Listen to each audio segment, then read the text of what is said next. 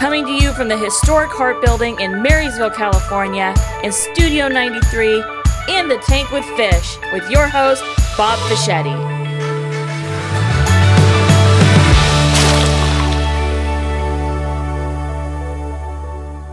So In the Tank with Fish hasn't been on for a while, and those of you that miss it, I just want to kind of make it clear it's really Kurt's fault. I laugh. Yeah. So, what's happening? We went kind of through the holidays and people wouldn't show or we couldn't do it and whatever. But I know how much people have told me they like these. So I have to say this: like, subscribe, share, and comment. I have to say that because Kurt writes a big note for me, so I remember to say that because otherwise I won't. And so maybe you have somebody that you think, gosh, I'd really like to have Fish interview them because I think they're interesting. And so my guest today is exactly that.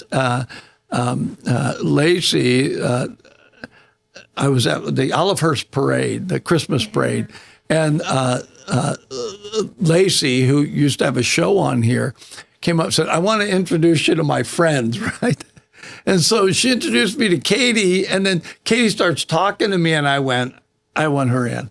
I just want her in. Thank you. So it's Katy Rose. And Katy Rose is just awesome. She's just interesting and awesome. So I'm gonna kind of travel through a little of her background. Then we're going to talk about this little gal knows a lot. She knows a lot. She's like an encyclopedia of incredible things. So we're going to cover that. So we were talking offline, and you were talking about you actually grew up in Oklahoma. Yeah, rural Oklahoma. Rural Route 2. That's how you know you're a redneck. RT. The people don't. Do we still do that? The old timers, yeah, they don't. They've changed them all to street names, which I thought was the weirdest thing. I can't go back home now. So how did you end up from there? You grew up back there. When did you leave there? How old were you then? I was 19 when I left there, and have boyfriend will travel. Oh, yeah. That's how I ended up here. California. I was born in Brooklyn. I'm out here in California. Yeah. I always wish I had been one of those girls that, I meet these women and they say, I just felt an inspiration. I put a pin on the map and I decided I was going to go there. Not me. I did it the lame way. I followed a boy. So all these years later, I spent the bulk of my adulthood in San Diego. No. Well, that's a good place to land. Not a bad place. But, it's funny because I'm in my 50s now. That hearkening back for small town and rural country. I now live in farm country. And, and this area here is so quaint. Yeah. And even coming to this building, it just felt like, wow, this feels like the small places back home. And so I've had a longing for that for a lot of years. And, life does amazing things. Lacey and I met because we both we were authors, contributed chapters for a book. The book, The Power of Inner Sparkle is the name of the book. Wait a minute. I know about that book because... Didn't I have the author on air? Did you have one of the authors? Now, Angela Webb is also an author. Did you talk to her about it? Yeah, so we're kind of a special little club. And so it was 12 women, 12 stories of triumph and overcoming obstacles. And we did really well. It was number 1 in 4 countries in its category: U.S., Canada, Australia, and the UK this summer. It launched this summer, and on Amazon it did really well. And so I was chapter number 4, and Lacey was chapter number 5. And we all got to know each other on Zoom. I get it, yeah. And then we all came together for a big book launch and sat in a room signing books like we were big official people, right? Like that was some big time stuff. And then the rest is history. And so I've always felt like this area once I ended up here. I didn't know I was going to end up here. This reminds me of the Midwest. Mm-hmm. It does, you know, me too. the whole field, because it's like we live on an island. Yuba Sutter, you live here. You can't leave here and not hit farmland, country, orchards, country, and so I feel like it's part of the reason there's a different feel here, because you can leave here and go only as far as Chico or Sacramento, and it's all of a sudden it's like the mentality, everything's different. It just totally changes. It's going back in time here. We're back in time. Yeah. It's interesting that you talk about it feeling like the Midwest. So funny enough, I come from a town called Okmulgee, which means bubbling water and creek, but Okmulgee, weird word. There's an Okmulgee Street in Plumas Lake. There's a Tulsa Street in Plumas Lake. So when people say that this is like the Oklahoma of the area, it's for a reason. Well, there was during the Great Dust Bowl, a lot of Oklahomans moved out here. That's how that happened. I had an elderly lady and her husband that they were living in Oklahoma, and they had a 10-year-old daughter that got some kind of infection, and I can't remember exactly what it was, but they told her if you take her out to California that she'll do better because of the air or whatever. And so that's how they ended up out here. The drier air, yeah. But they talked about all the people that lived. I think it was in the Olivehurst area. They said so many of them out there. They have a heritage that goes back to Oklahoma. And so, so they brought that here, and I love that. Some people want to be big city, and I'm like, hey, I don't see any reason for that. If you want that, go to it, right? Yeah. So you were 19 when you came out here? Well, through Phoenix and so on. Yeah, just found my way. But I spent. So I'm assuming at some point you told the dude, "I'm done following you," okay?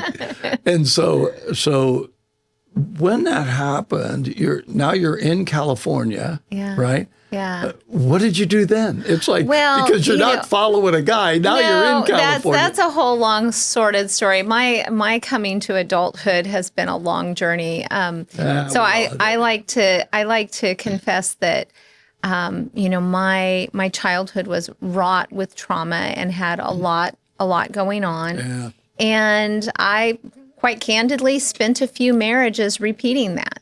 And then hit a place in my adult life where I stopped and said, I like, this isn't working. I have a bad picker. I have a really bad picker. I've met so many people that have said that to me. I don't seem to do well at this. You personally, or they're telling you telling you that they have a bad they're telling me, because as a pastor, I don't know you. So as a pastor, I've done 30 plus years of marriage counseling. I've been married 53 years, and I feel like my wife and I probably made every mistake you can make in marriage. Yeah. But we found ways to weather it in our covenant and commitment. But both of you have to be willing to do that. And so many people that I've talked to, they were willing, so much so that they stayed in a bad situation longer than they should have. And I'm very keenly aware that happens. But at the same time, I have to tell you, I've heard so many success stories where people, that happened, and they had to come to a place where they look, I need to take care of me because trauma repeats. Yep, I don't want to do that again. Yeah, and that as soon as you think you're doing the opposite, and you're like, okay, here's the formula, I'm going to do the opposite. You find yourself in just another version of that same. And so you have to do the work, which I don't understand. Katy, because relationships are so easy. They're so delightful. There's no complications in them at all.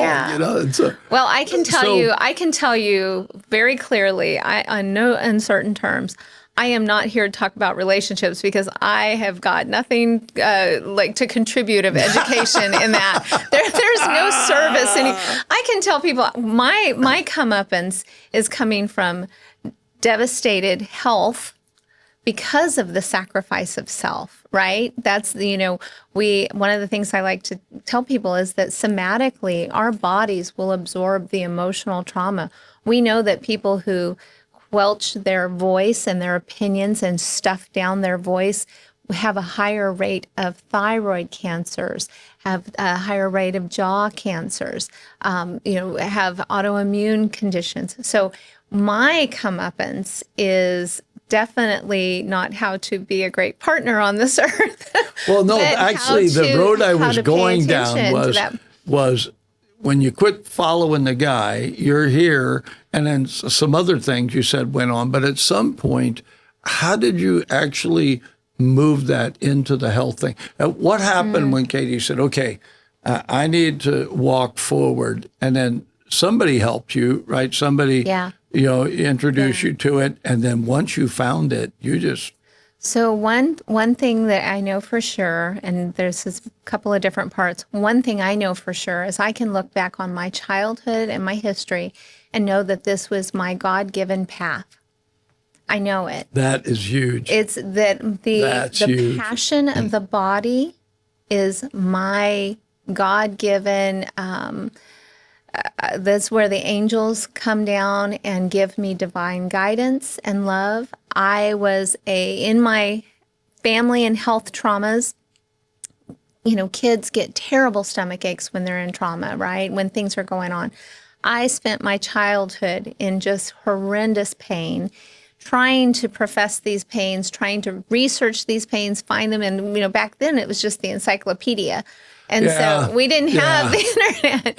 And I'm digging through. You couldn't Google it. I became a student of the body at 7 years old. I'm looking at the overlays. Remember the overlay of the anatomy books? The transparencies. Yeah, the transparencies. And I'm looking at it and I'm studying the small intestine, the large intestine, the rectum. Where are my pains in my body and why is this there? And then trying to hunt that down and trying to deal with that. And then in my, I remember you talking about, you said something earlier when we were talking and it flashed a memory. When I was in 7th grade, I was in biology class and it was literally the Bueller drone version of a class. And the teacher is just reading from the text. And all the kids are just like, just getting through it. And all of a sudden, out of nowhere, I burst out, "That's amazing!"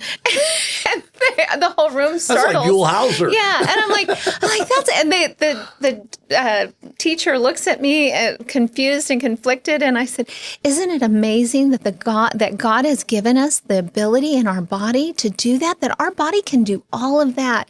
And all of a sudden, you saw this glimmer in his eye of like, "I've reached one today. I haven't reached one in 10 years." But that it's called the aha experience. Teachers love it, right?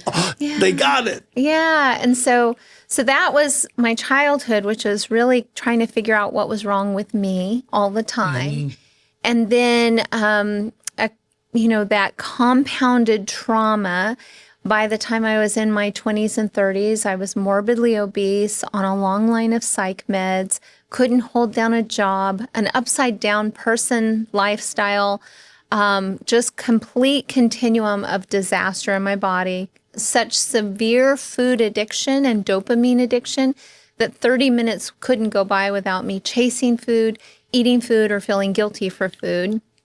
Every day I started created a cycle. Yes. Yeah. Every day I started a new diet and failed immediately. I now teach master classes on how willpower is a myth, and I call it a myth because it's your gut microbiome and your brain chemistry, and what are the little turns we can do in our choices to change that so that we can kind of catch that fever of really getting into it. But I just absolutely severe addiction.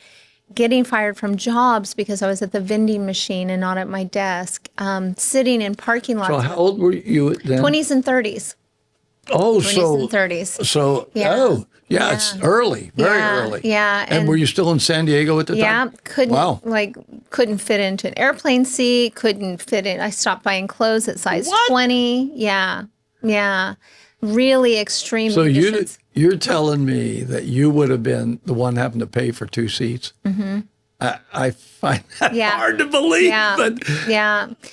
And so whenever I'm talking with people or meet people, I see who they are in their individuality. And people have often told me, I want to talk to you because you didn't see me as a fat person. You didn't see me as my struggle. You saw me for who I am. And so that's huge. It's huge for all people. Yeah. They need that. They need to know, I know outside of that body, there's somebody in there, and that's who I want to know. Yeah. And seeing all of this as a trauma response. Wow. I was talking with somebody just recently, and there was somebody very obese, and when you hit a certain level of obesity, you have trouble tending to your self-care even, right?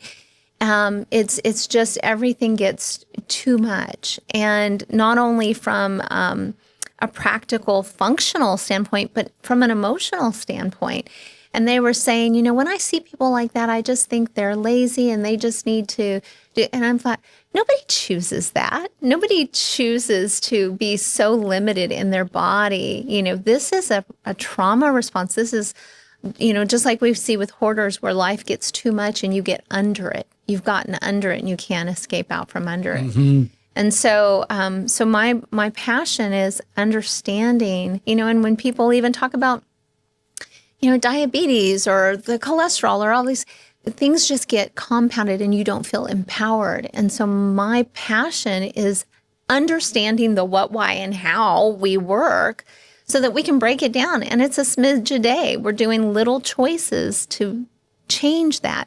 And when we have 1 or 2 little wins in sticking to something, then we start to change the narrative of who we believe. Absolutely. And so in that journey, I, life was getting worse and worse. And I succumbed to, I guess I'm just a fat girl. I guess this is just who I am and who I'll always be. But what was happening at the same time was I was on a long line of psych meds because I was upside down in my nutrition, in my wellness, the body-mind connection. And when you say, I don't mean to interrupt you, but when you say psych meds, what is that? I don't know what that means. Antidepressants, antipsychotics. Like psych, meds for my psyche. Right. The SSRIs, the serotonin release inhibitors, things for anxiety, things for depression. I had at that point progressed to episodic induced bipolar disorder, just on and on. I would do things to hurt myself, to, damage my body.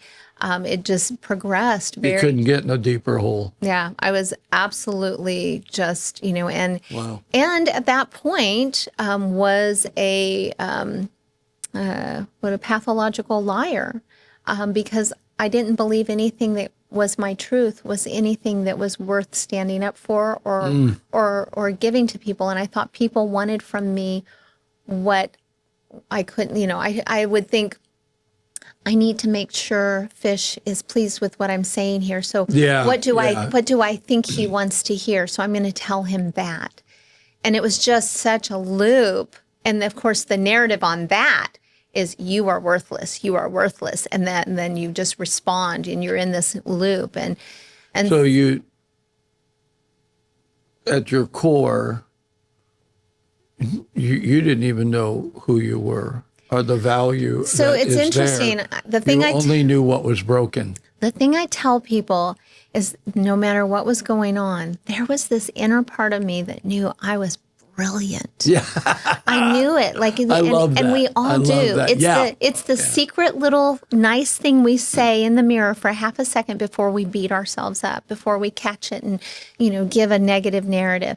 It's that question of like, but I thought I was really smart, but I thought I was really interesting, but I thought I was really somebody worthy in this world.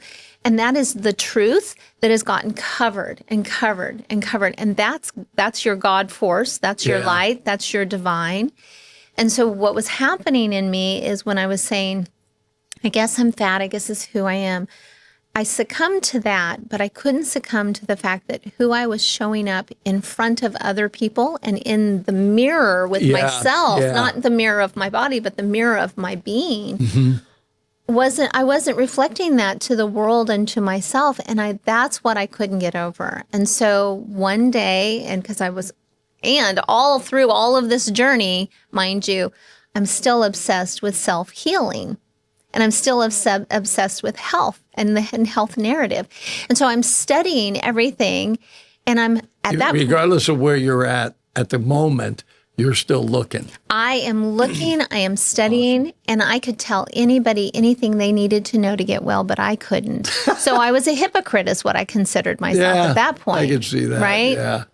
And so, but as that journey continued, one day on one of these deep depressions on the sofa, flipping channels with all my foods, and I came across Dr. Daniel Amen, who is the foremost leader in brain scan technology. And he wrote the book, Change Your Brain, Change Your Life. And it has everything to do with understanding. They did all these scans, understanding when I give somebody a carbohydrate, how does their brain perform? When I give them a protein, how does their brain perform? When they're PMSing, how does their brain perform? When they're fatigued, when they're pubescent, he did all these studies looking at popping the lid off and actually scanning for a psychological information. From the intake. Yeah. So, and I studied his work. I studied his book. And it was really interesting. And this is where my a smidge a day motto came from.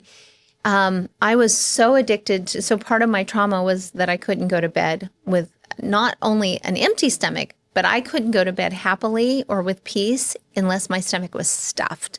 So that was really detrimental to metabolic health. Yeah, yeah. And one of the things that I read in his work is, if you go to bed with protein over a carb, you will have a brain chemistry response that's improved by the next day.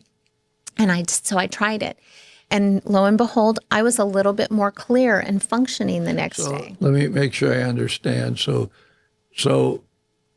you weren't out of the hole. I wasn't out of the hole. But you ran across this guy, and then something clicked where you went, I'm going to follow this trail. I can change that one thing. I can't do any of this. All of this is so overwhelming. But he just said that I could actually get a better brain response tomorrow if I substitute my midnight snack, which would always with a protein, be a carb, which was always a carb, right? Cookies, ice cream, cereal, right? So another book I love is Grain Brain. That's a great one because it helps us to understand the carb-brain relationship. But so I started substituting it with some turkey or, even like a low-sugar yogurt at that point, which isn't optimal, but it was getting me closer from where I was. And I felt improvement. And so I started working on that. And then I saw where he talked about, that my brain function and the way it worked. He laid it out, showing me that my brain would do better on proteins than it would on carbs. And I was carb loaded. I was Miss Pasta, Miss Candy. And so I started pulling back. I would go to the Italian restaurant, and those poor people. That's a good choice. Yeah. I'm just saying. Those poor people, their bread baskets. You know what I mean? Yeah. You eat at an Italian restaurant, automatically your health gets better.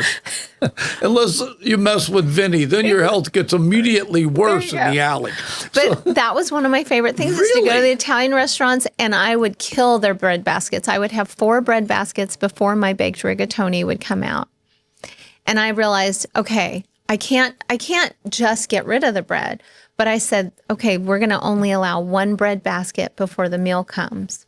And so I went down to 1 bread basket. And then the next time I went, I said, you're allowed to have 3 pieces of bread before your meal comes.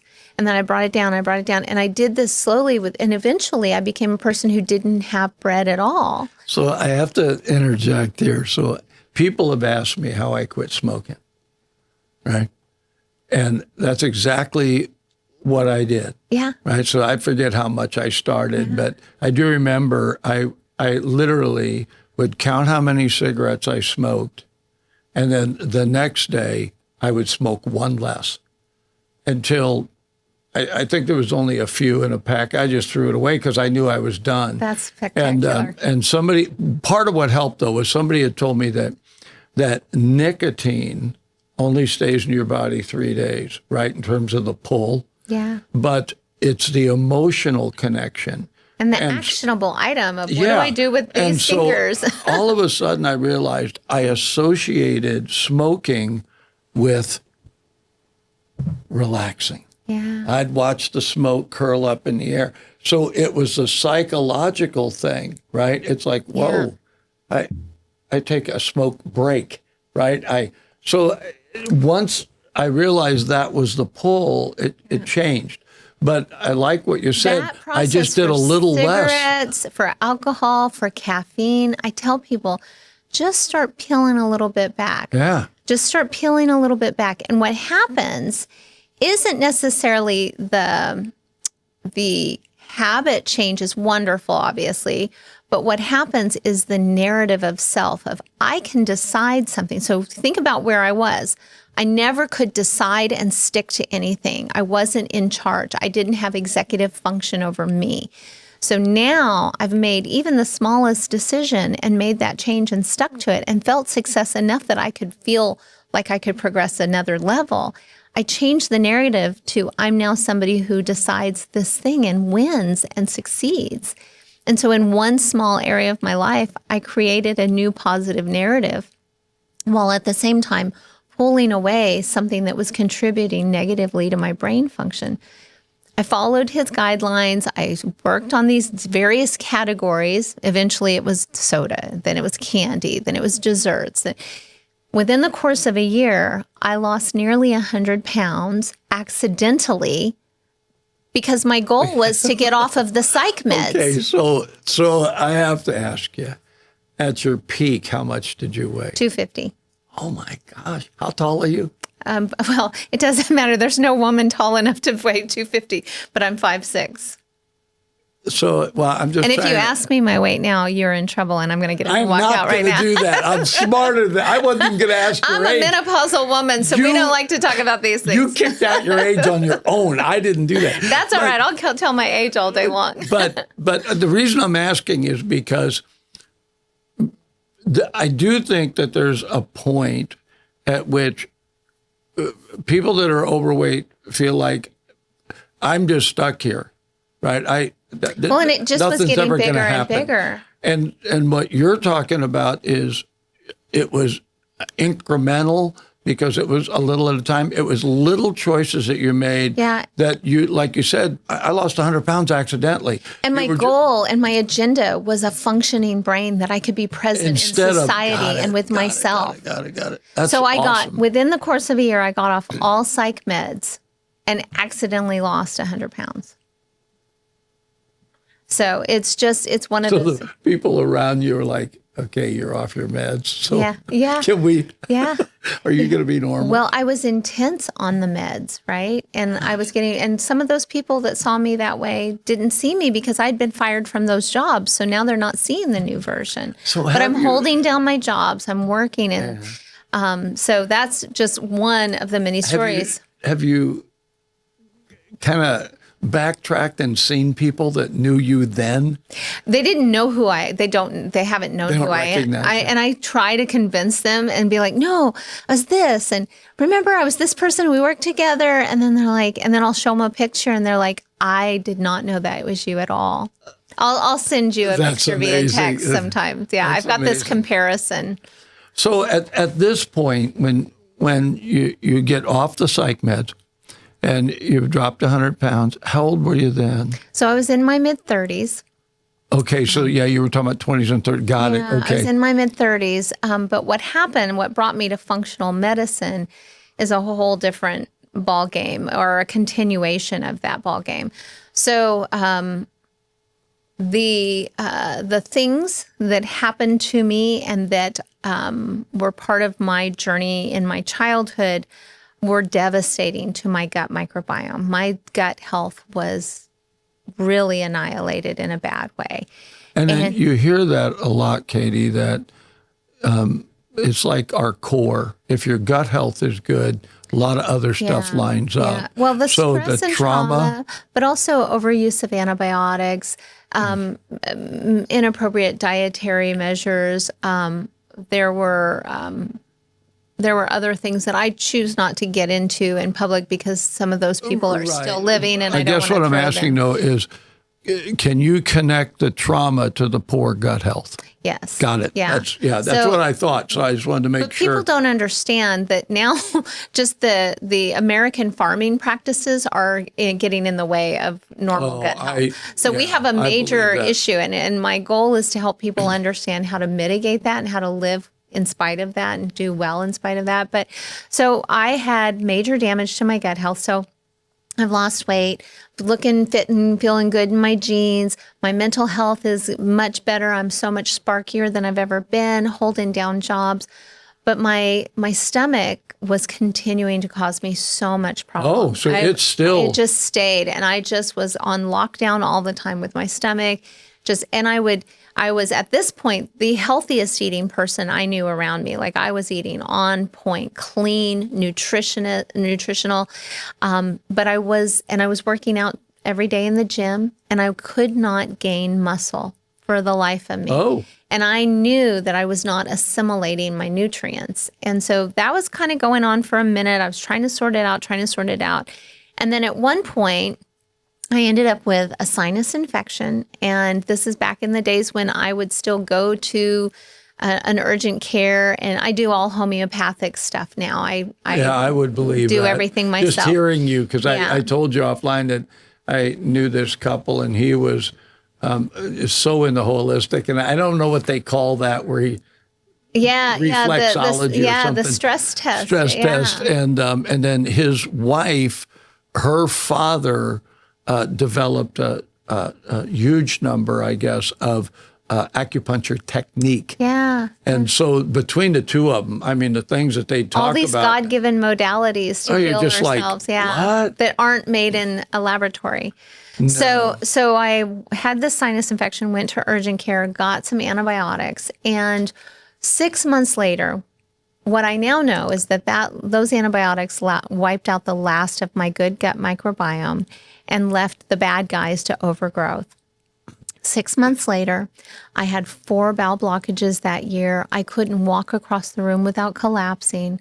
I eventually got to the point where I couldn't lift blankets off my body. They were too heavy. I couldn't lift my hand to move the blankets. I couldn't speak loud enough to ask for help. I was homebound on disability. Things got worse and worse, and I kept getting the runaround from the medical system. At that point, I'm guessing you didn't connect the antibiotic, but got it. But I'm getting sicker and sicker, and those stomach problems are continuing and getting worse.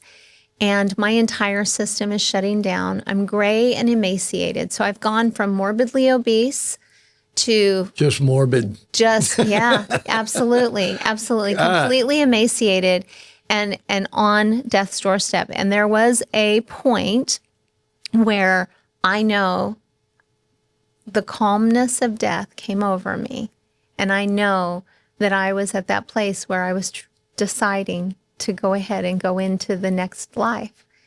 And I had a beloved friend, Heidi, who died years before me. She came to me in that moment. So her angel, her spirit came to me in that moment, shook me and redirected my attention. And I talk about that actually in the chapter of the book.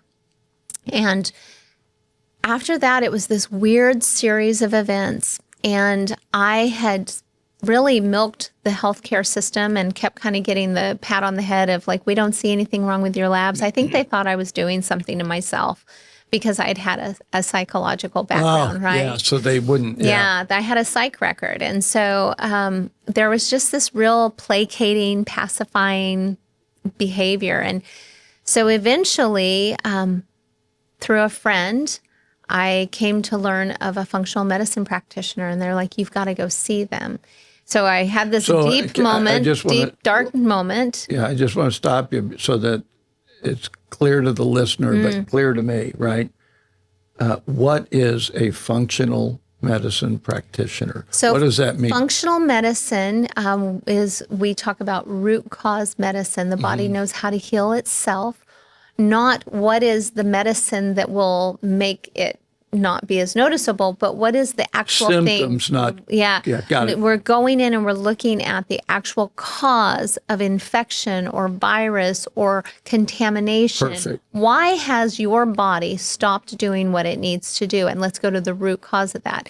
And that's based out of Cleveland Clinic in the 80s, had Dr. Jeffrey Bland working in Cleveland Clinic.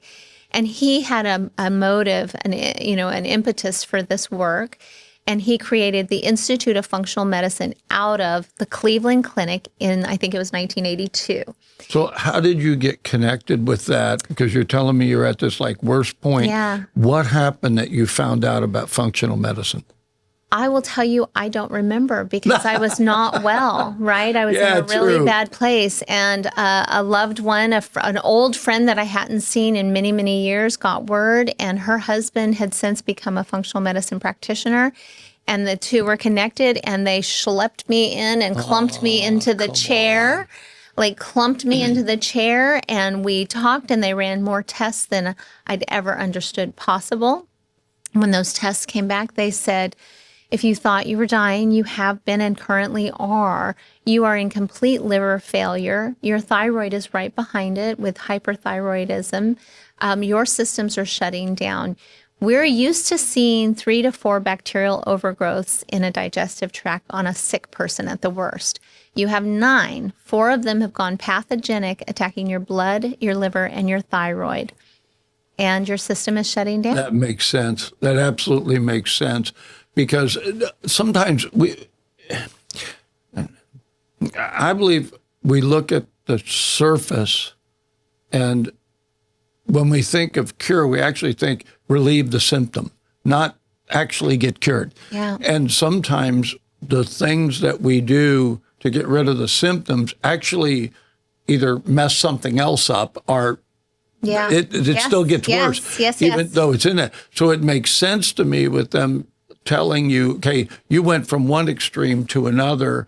And so on the one side, it would have made you healthy, but there was a core issue that had to be dealt with. Understood. That's and if we understand that antibiotics, they're antibiotic, also pesticides, their intention is to kill small organisms.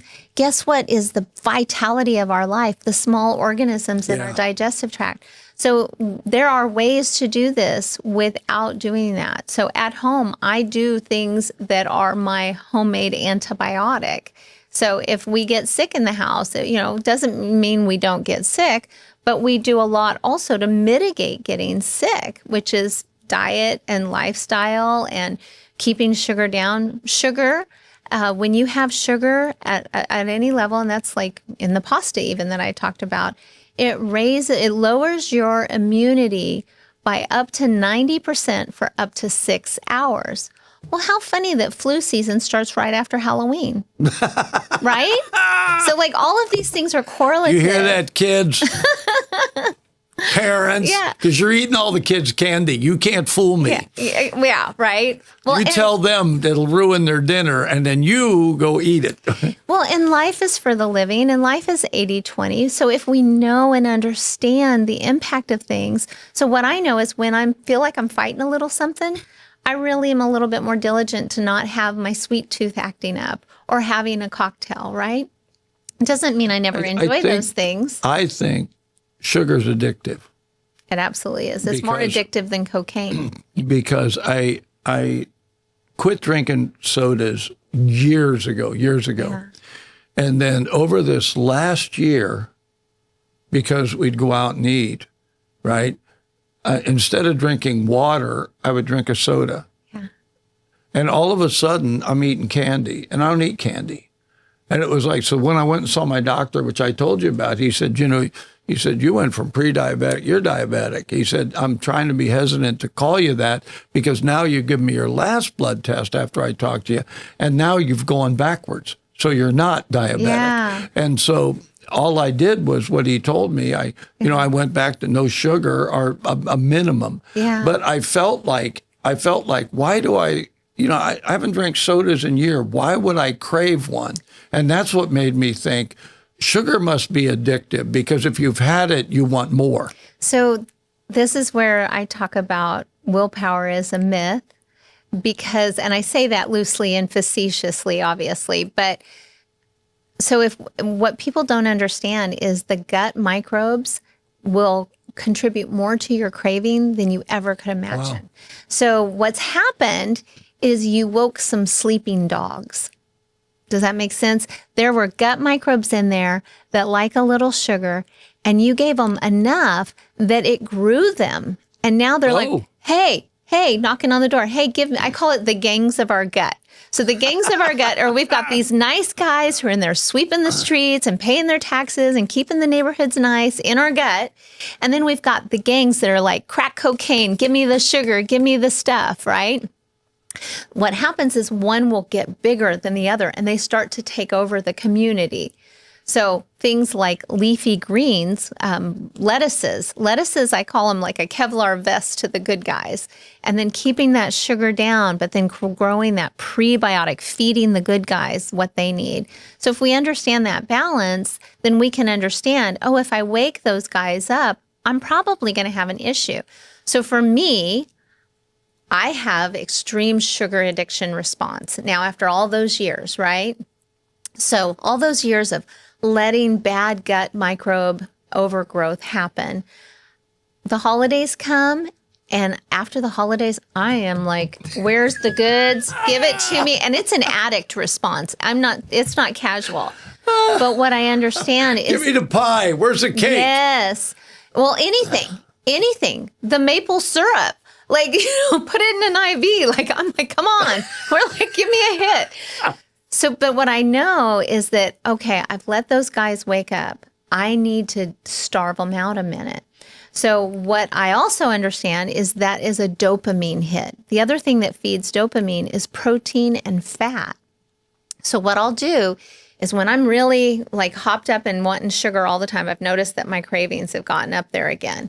Then what I do is I spend 3 days. Okay, you're not allowed to have a single carby, sweet thing, but you can eat all the fat and protein you want. Have at it. So if I'm hearing you, it's like, so here's the bad guys, the sugar guys. So when you said you made them grow, and so when you eat protein, then this group grows. Yeah. Well, and so protein feeds the dopamine in the brain. It's one of the ingredients for dopamine. Oh, okay. Yeah. So when we feed protein, that feeds dopamine. Well, if I'm wanting a dopamine hit from all that sugar, so it's a little bit of a mixed story there. So one, I want to not keep feeding these guys and bringing them on, but also if what my attack and need is in that moment, my craving is really the dopamine, let me fuel that with some fat, fiber, and protein. So I'll really work hard and all it takes is 3 days. 3 days. I don't know what. We're going back to that other earlier. Yeah, exactly. So if we understand really the transition's that quick, if we understand the mechanisms, we can change. So if somebody feels completely upside down on their appetite. And this is where that willpower is a myth kind of joke comes from. If we completely understand where the appetite is coming from, what do I really need to feed and what do I need to starve out? Within 3 days, I can change that completely. And this is also what I talk to people about with alcohol. I think it's an interesting thing. I call them my rosé all day girls. I'm like, it's a sugar addiction. People worry about the post-COVID alcohol addiction. And I'm like, we can cure that alcohol addiction probably a majority of the time if we first think about, well, what is that sugar? So I'll tell them, I'm not going to take your alcohol away from you. How about you switch it to something that's not sugary? Oh. Like I'll literally prescribe them, not prescribe, I don't prescribe anything, but I'll literally, say what will happen? And I'll talk with people about their condition and what's going on. What would happen if you did that as a tequila and soda water instead of that? What if you did, something else with soda water? Or could I get you to cut that amount of wine, have less of it, do like we talked about with the cigarettes and the caffeine and the sugar? Could I get you to put a mixer in with it that is not sugared and start to cut the sugar amount that you're consuming?